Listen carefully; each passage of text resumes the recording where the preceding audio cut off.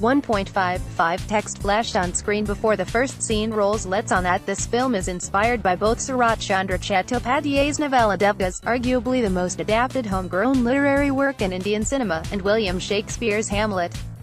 What common ground could there possibly be between the story of a weak-willed Bengali aristocrat drowning his unconsummated love in alcohol, and a Danish prince drowning in a desire for revenge against his scheming uncle and allegedly traitorous mother?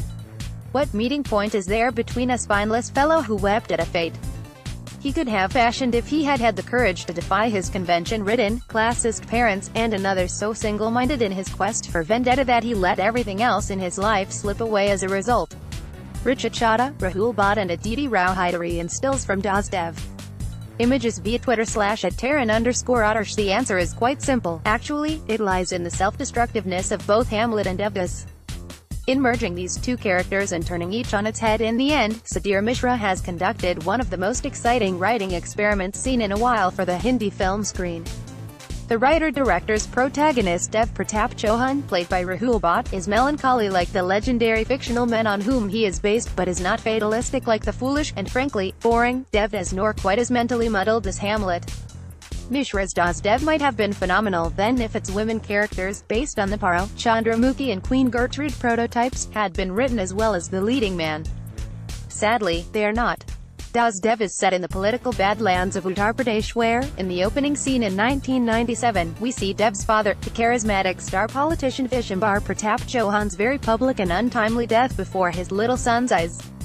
20 years later, the boy is now a drug addict, an alcoholic and a laggard, in love with his childhood friend Paro, Richa Chadha, daughter of his late father's right-hand man Naval Singh, Anil George, who has been politically exiled by Dev's uncle Adesh Pratap Chauhan, Saurabh Shukla. The Chauhan family wealth is managed by Shrikant Sahai, Dilip Tahil, and his woman Friday come fixer about town Chandni Mera Aditi Rao Hydari, who is in love with Dev. She watches over him through his tumultuous relationships, his desperate attempt to recover from his substance abuse and his journey from indifference to interest in politics, knowing that he does not reciprocate her feelings for him. The first half hour of Daas Dev is intriguing. Chandni is the narrator, the one who has watched and seen more than anyone realizes. Oddly enough though, she is completely marginalized halfway through the storyline, so that what remains of her in memory now is not her strength but Hydari's flawless back, to which Mishra has paid considerably greater attention than to the writing of her character. Paro and Chandramukhi were far more appealing people than Devdas in the original text.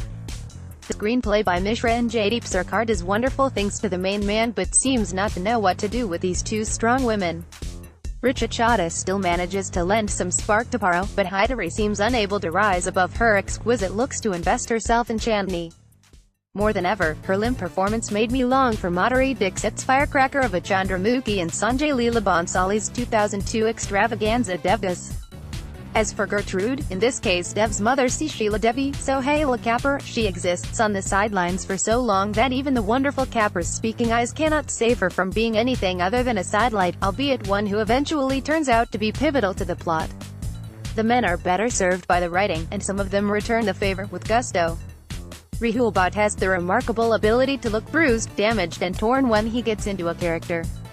His Dev, who is a slave, Daas, of his own weaknesses until he finds his life's purpose, is a beautifully broken fellow, still mourning the loss of a beloved father he idolized and deriving his earnestness towards politics from the memory of that idealistic man. Bhatt gives his character both vulnerability and strength, making you wonder why we see him so rarely on the big screen and why he is so vastly underrated. Rahul Bhatt in a still from Daas Dev. YouTube DOP Sachin K. Krishna's use of darkness and shadows in Daas Dev enhances the air of intrigue in the plot and is especially dramatic around Dev.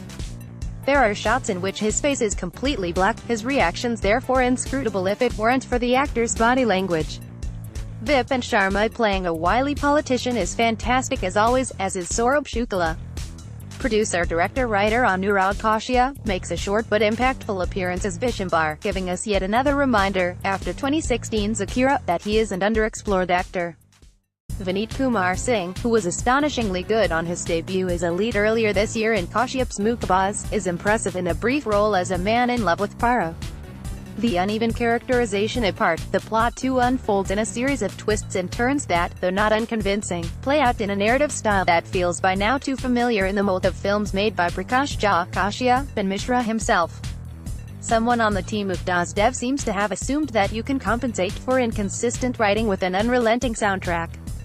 Although several of the songs in Daas Dev are quite lovely, in particular, Semi Hai Dadkin, composed by Vipin Patwa, Rang Dari, by Arko and Chala Chop Chinaria, by Sandesh Chandiliya, there are just too many musical interludes in the film, and the songs and background score are played too much and too loud so that at one point when a character snapped, "Can you shut off that damned song?" for a moment I thought someone in the audience had called out those words because the music had gotten so overbearing by then.